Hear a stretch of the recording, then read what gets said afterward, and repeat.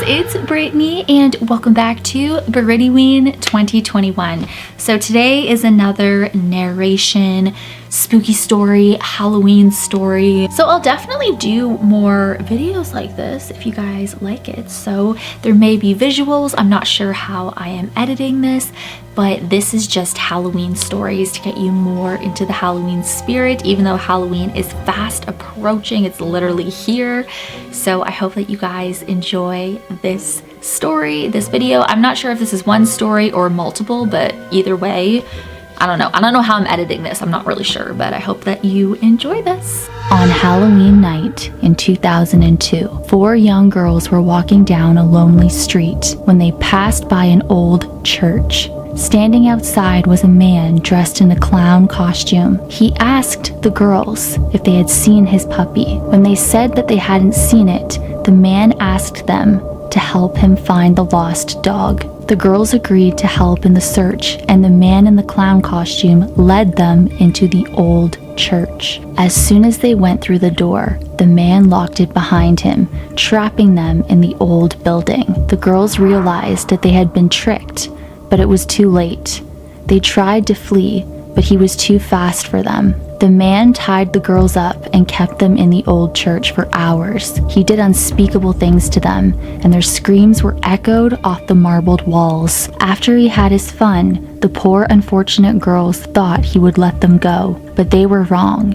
He killed them one by one and then escaped into the night. People who saw the clown walking down the street didn't think anything of it, because it was Halloween night and many people were wearing costumes. If only they had known that his clown costume was red because it was covered in blood. The next morning, the local priest was surprised to find the church doors were unlocked. He went inside, and in the darkness, he heard a mysterious dripping sound. As he walked down the aisle, he saw a pool of blood lying on the altar. He quickly turned on all of the lights in the church and gasped in horror at the terrifying sight that met his eyes. The dripping sound was coming from the headless bodies of 4 young girls that were hanging upside down from the rafters.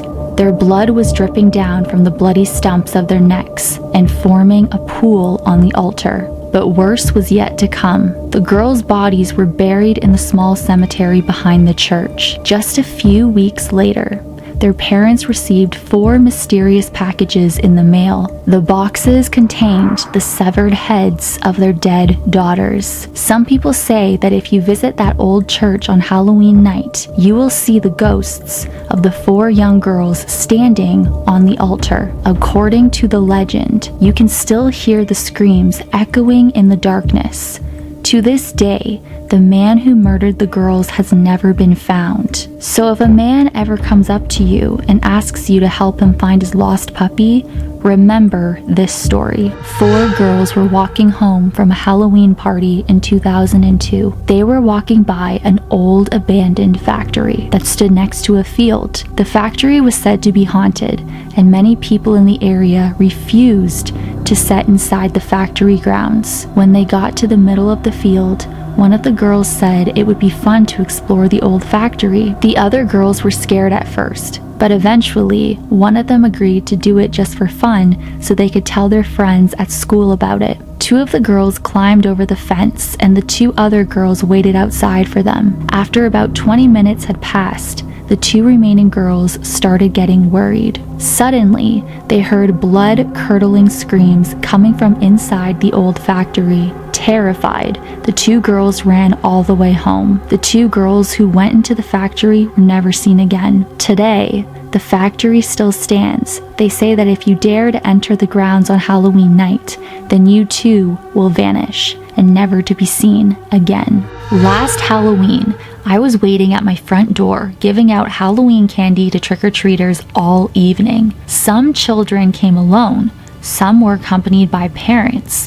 When they held out their bags, I happily dropped the sweets and treats inside. As it grew dark, things started to die down. When it seemed like nobody else was going to come, I decided to call it a night. I was just about to turn my porch light off and go to bed when there was a knock at my door. It seemed much too late for children to still be out, but I grabbed a handful of candy and opened my door. There were 2 children standing on my porch, but they weren't wearing costumes. They were the strangest children I had ever seen in my life. Their skin was waxy and ghostly white. Their eyes were completely black.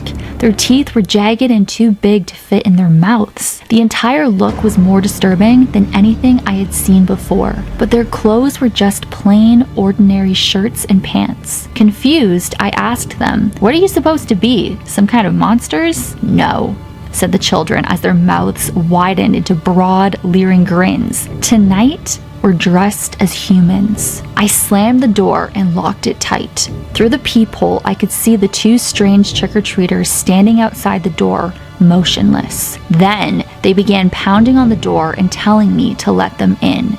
The door shook and seemed like it was about to fall off its hinges. Then, just as suddenly as it began, it stopped. When I looked out through the peephole, they were gone. The street outside was deserted. Jennifer was sitting at the desk in her bedroom, finishing up her homework. She had an exam the next day and decided to study. As she was searching for one of her school books, she received a text message on her cell phone. She didn't recognize the number, but the text read, "Take a bubble bath and go to bed. It's a school night. Mom." She had already been planning to take a nice, relaxing bubble bath soon anyway, so she undressed, grabbed a clean towel, and walked into the bathroom. She stopped in her tracks, surprised. The bathtub had already been filled to the brim. Shrugging her shoulders, Jennifer dropped the towel and climbed into the bath. Her whole body was submerged before she became aware of a burning sensation all over her skin. Within seconds, the burning feeling got worse and worse until she was crying out in agony. She jumped out of the bath, but it was too late. To her horror, she saw the water-stained blood red. The skin on her arms and legs was beginning to peel off. She looked at her leg and the skin there was peeling off too. Then her chest and stomach began to peel. All the skin on her body was coming off. Pieces of her skin fell to the floor and she started screaming in pain. Her blood formed a puddle around her on the bathroom floor. In terrible pain, Jennifer opened the door of the bathroom and hobbled out. She made her way to her bedroom. Every step was agony. She left a bloody trail along the carpet. She picked up her cell phone to call the police, but there was a new text message waiting for her.